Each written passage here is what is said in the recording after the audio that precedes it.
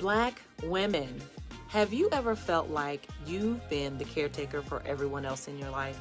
Like you've had to grow up way too soon, carry the weight of your entire family, and now you are left feeling emotionally drained with no sense of who you are outside of the roles that you play? Well, I'm here to tell you that's called parentification, and it's time to break free. In our exclusive membership community, Legacy Shifters, we've created an experience specifically for Black women just like you. Women who are ready to reclaim their voice, prioritize themselves, and heal from the invisible wounds of being the strong one for way too long. Through live workshops with me, Montina Galloway, a licensed therapist, and my expert team, plus a private app-based community of women who understand, you'll gain the tools that you need to set boundaries, to prioritize yourself without guilt, and create a life that's truly yours. Imagine a legacy where your joy, your peace, and your priorities come first. Don't wait. Join today. You'll save with our annual membership discount. Visit legacy-shiftersmn.co. Say it with me. I deserve this. Legacy Shifters is here to help you live it. Hey, Tori. Hey, Nani. How are you? I'm doing good. How are you? I'm great. I'm so excited for our fourth episode today. Hi, everybody. Welcome. Come on in and listen. This is Restored Healing Conversations with me, Nani, and my girl, Tori. This is where we explore real, insightful discussions about the challenges and breakthroughs surrounding parentification and emotional wellness. And once again, for the third time, I'm Nani, Client Success Coordinator here at Galloway Counseling. And I'm responsible for allowing our clients to experience an enhanced therapeutic experience outside of just their sessions by connecting them to referrals and community resources with our partners that we have here in Charlotte and beyond in North Carolina. And hi, everyone. Like Nani said, I am Tori, and I'm one of the therapists here on our team. And I specialize in helping people heal from religious trauma and also attachment issues. Yes. And so last week we talked about the common signs of parentification. So if you missed that episode, go ahead and scroll on our page and go ahead and watch it. It was great. So today we're going to take it another step further and talk about something a lot of us experience, but not always in the best way. And that's the emotional toll of being the responsible one in your family. That's right. So, the one who's always expected to handle things, like managing the family drama or handling the logistic and just making sure that everyone else is okay. And so that doesn't stop. So you're the one who makes things happen, but sometimes it can feel like no one notices how much you're doing until you break it down. Mm-hmm. Yeah. So I've definitely been there. And it's not just about handling tasks, it's about managing everyone's emotions too. That constant pressure can wear you down in ways you don't even realize. Right. So let's start with being the responsible one and what that actually means. So it's more than just taking care of things and showing up for your family, which a lot of us do. And that's okay. That's fine. And that's great.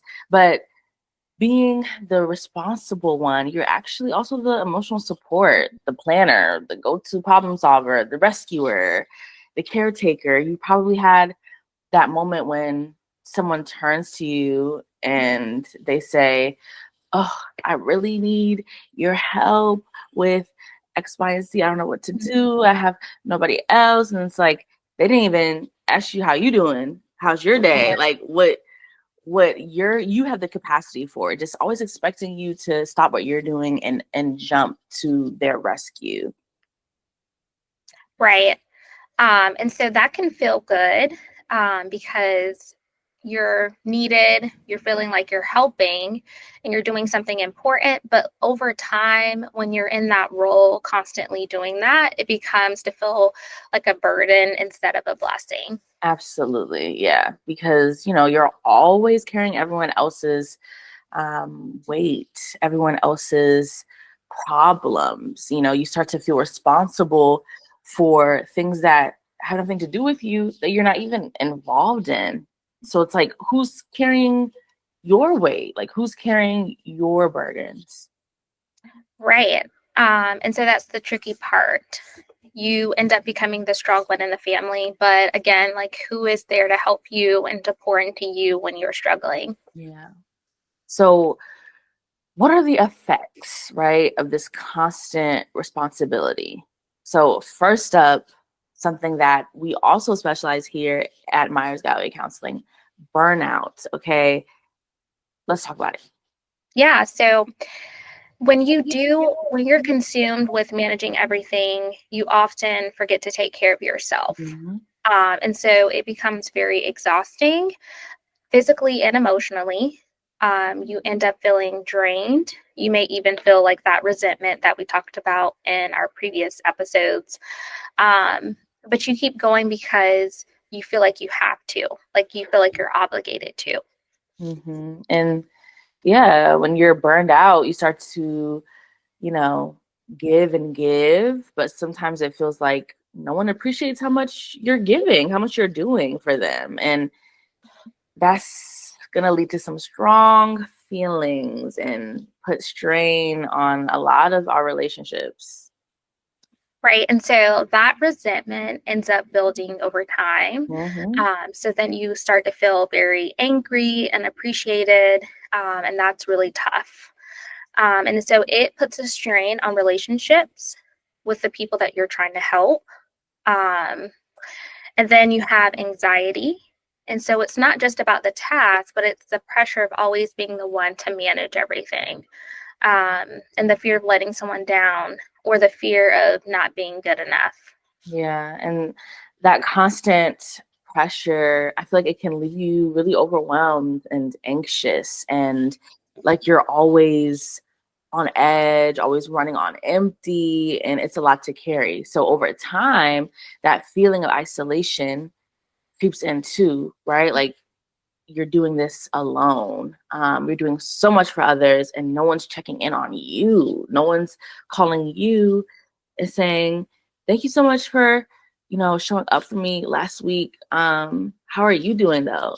It's like, no, I'm gonna call you, and then I'm gonna keep venting, asking you to keep, being my rescuer, and that's a lot to put on somebody's shoulders.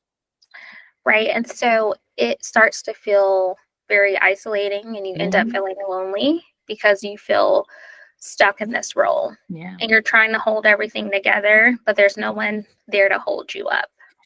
Whoo! Yeah, that's it's heavy. And it's not just like the emotional exhaustion, it also can lead to losing that sense of yourself. That identity loss is super real when it comes to parentification, y'all. Like when you're always putting everyone else first, it's easy to forget your own dreams, your own needs, your desires. Like, what do you want in life? What are your plans for your future? Yeah, like you get so caught up into your role as the responsible one that you start to lose sight of who you truly are outside of it. And Yeah. so you start to feel like you're the only person who takes care of everything. And that's not the whole picture of you because you play many different roles in your life. Yeah, absolutely. And y'all, if you're finding this conversation helpful, you want to explore what we're talking about more deeply, we really invite you to check out Legacy Shifters. This is our online membership community. Montina Myers Galloway, our owner, she created Legacy Shifters so that you can connect with others who understand what you're going through. Go ahead and keep watching to learn more.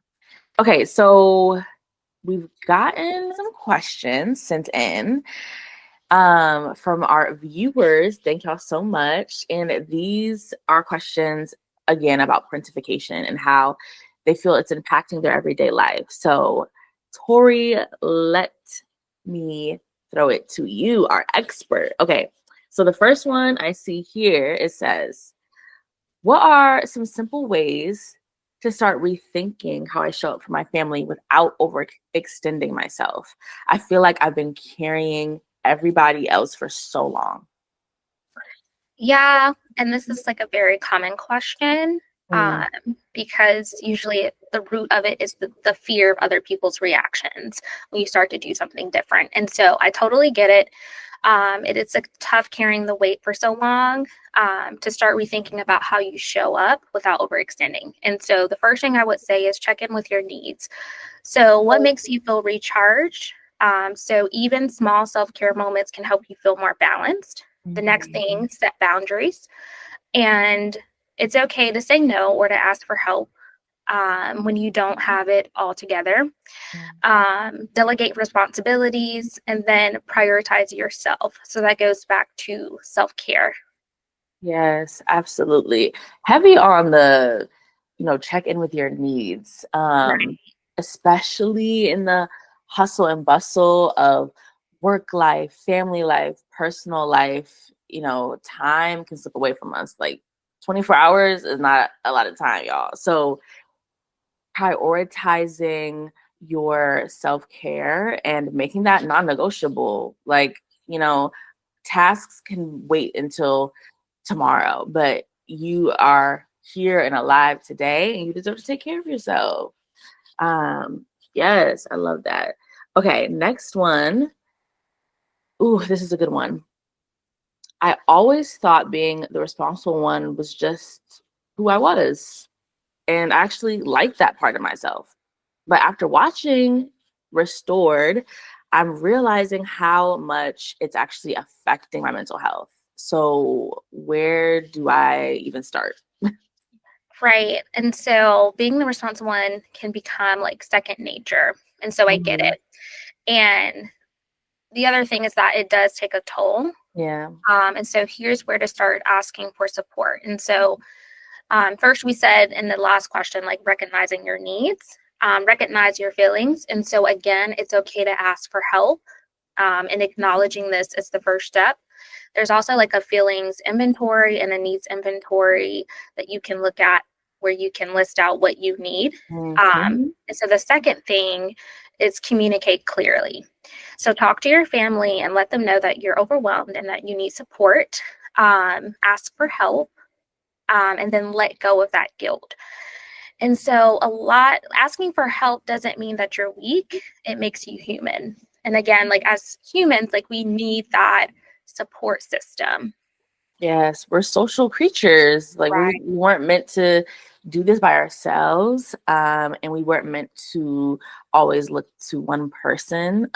We are meant to have a wide, enriching support system of many people in our lives that we can go to who pour into us, that we can lean on. Okay, so the same way that you deserve to have multiple people in your life that you can go to when you need that support, you also don't deserve to be somebody's only support. That is a lot to ask for one person. So just understand that it is okay to, create space Hmm. from other people so that you can create more space for yourself. Okay. Um, ooh, all right. Boundaries. This is a boundaries question, our favorite. How do I set boundaries with my own family without feeling guilty? Like, it's my family. Yeah. Um, so first I would say know your values. And so maybe pick like 5 values, Hmm. and then practice like what you're going to say, and maybe pick like a family member that you feel the safest with first, and then Yes. start to generalize it over time to other family members. No, that's really good. That's really good because um, I I feel like that is a misconception. Like you have to sit everybody down, have this big conversation. Yeah. And it's like, no, like we can start with our our sister who's our bestie, our favorite auntie, and just kind of let them know how you're feeling, and then let them be your champion, and remind you and other family members, like, no, the Ayana said, Nani said, Tori said, you know what I'm saying? So we have to Yeah. definitely reach out to those family members that we know will support us. Okay, next one. I'm overwhelmed by the constant pressure to keep things running smoothly. How do I recognize when I'm heading towards a burnout before it's too late? Yeah. And so it's easy to get caught up in this pressure. And so recognizing burnout before it hits is very important. So the first thing that you can do is just pay attention to your energy. So first of all, what is draining you? Like, is it the people that you're around? So if you're constantly feeling tired mentally or physically, that's a red flag. Yeah. Notice your emotions. So if you're feeling irritable, anxious, or disconnected, it may be a sign that you need a break. And that would be a good time to pour into yourself, like doing self-care. And it can look like a variety of things.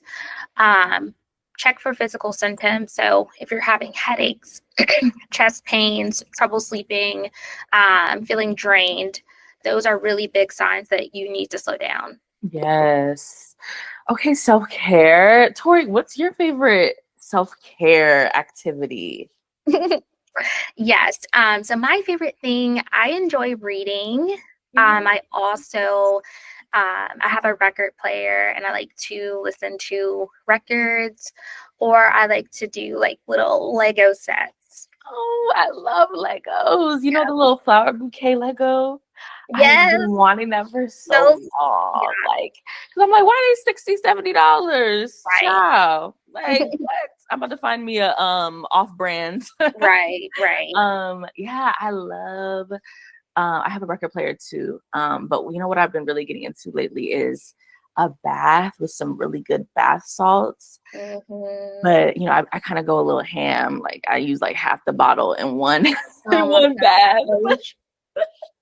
It feels so good. So yes, y'all, like that self-care, it's Monday. We're recording this. I don't know what day you're watching this right now, but trust me, this Monday night, I'm gonna have my bath salt bath for sure. Yeah, and okay? like one thing I want to say really quickly is that it doesn't have to last for a very long time. Like it can be 5 minutes, it can be 10. Like self-care doesn't have to be an hour. You're so right. Like literally just doing a couple laps around my cul-de-sac for 5-10 minutes. The clarity, the mental clarity it can give me, and just like be able to just woosah and breathe is really effective. Okay. Yeah. Tori, you were spitting today a lot of really great gems. I'm loving these tools and these strategies. I want to recap for the folks what we covered today.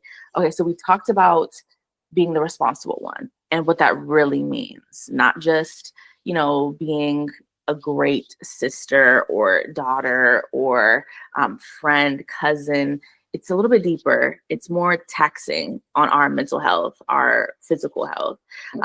We also talked about the emotional toll that it has. So the burnout, the resentment, the guilt, the anxiety, the isolation. And then lastly, we discussed how being the responsible one takes away from our personal identity. Yeah. Yeah, so sorry guys. So we also discussed how this role leaves you feeling unsupported, so that isolation, underappreciated, and we talked about the importance of setting boundaries and asking for help, and again, prioritizing your self-care to reclaim your sense of self.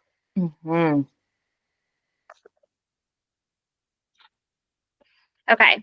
So if you'd like to dive deeper, remember you can book a free consultation with Myers-Galloway Counseling. I'm currently accepting new clients, and I would love to help you explore parentification therapy. Check out the link below in the comments and description of this video to set up your consultation today. Yes.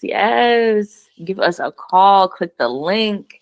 We are so ready to support you. And don't forget about Legacy Shifters, y'all, our online membership community, meeting the fourth Tuesday of every month. Thank you so much, Tori, for tapping in with me today. Thank you guys for watching. This is our fourth episode of Restored Healing Conversations. Can you believe it? I'm having so much fun doing these, and I can't wait for the next episode. Let us know what you want us to talk about. We really want to cater this to y'all's needs. So what do you need? We talk about identifying needs. What do y'all need to hear? Let us know, and we got you. So we hope that this continues to open your eyes to how parentification could be influencing your life or the life of somebody that you know and love, and that there's support whenever you're ready to step into a healthier chapter. Don't wait for someday, y'all. Like, let's just start today. Small steps, baby steps. Mm-hmm. All right, everyone. It was really nice. I'm looking forward to the next episode. Take care. Remember your self-care this week, and we'll see you next time. If you are a Black woman in healthcare, I have got something special for you. On March 18th, I will be hosting a free webinar called 5 Strategies for Black Women Leaders in Outpatient Healthcare to Beat Burnout and Reclaim Wellbeing. You are not going to want to miss this opportunity. I will share with you my unique framework for beating burnout and reclaiming well-being. I hope to see you there. Black women, have you ever felt like you've been the caretaker for everyone else in your life? Like you've had to grow up way too soon, carry the weight of your entire family, and now you are left feeling emotionally drained with no sense of who you are outside of the roles that you play? Well, I'm here to tell you, that's called parentification, and it's time to break free. In our exclusive membership community, Legacy Shifters, we've created an experience specifically for Black women just like you. Women who are ready to reclaim their voice, prioritize themselves, and heal from the invisible wounds of being the strong one for way too long. Through live workshops with me, Montina Galloway, a licensed therapist, and my expert team, plus a private app-based community of women who understand, you'll gain the tools that you need to set boundaries, to prioritize yourself without guilt, and create a life that's truly yours.